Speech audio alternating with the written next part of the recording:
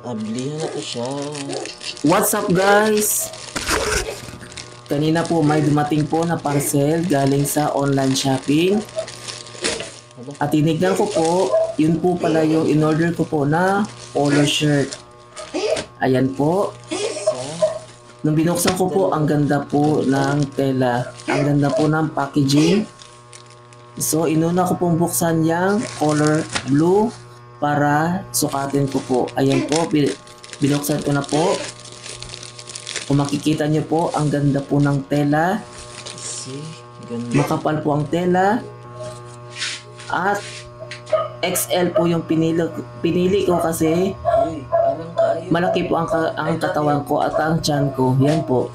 Ang ganda po ng tela. Satisfied po ako 100%. Umikot-ikot pa po ako to make sure na maganda talaga yung nabili kong polo shirt. Ayan. Ayan po. So next naman po yung isang polo shirt. Yung color green gray. So tignan ko po kung maganda ba siya. Ayan. Open na natin.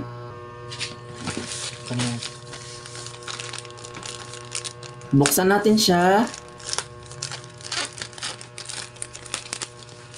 Ayan. Isusukat ko na po. Ayan. Yung tela po is napakaganda rin. Tignan ko kung bagay ba sa akin o hindi.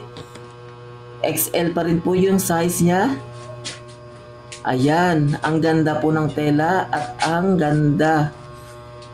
Akala ko nga napakaliit yung XL sa akin pero tama lang po yung sukat sa katawan ko. Kung makikita nyo po, maganda po ang tela. Yan, satisfied po ako. 100% satisfied. So ayan, inikot-ikot ko rin po para makita ko yung likod kung bagay ba. So ayun po, sa mga gusto pong bumili dyan, punta na po kayo doon sa online shopping na nakikita nyo po sa Facebook or any other online sites. So ayun po guys. Ayan. Yan, may ready na po ako.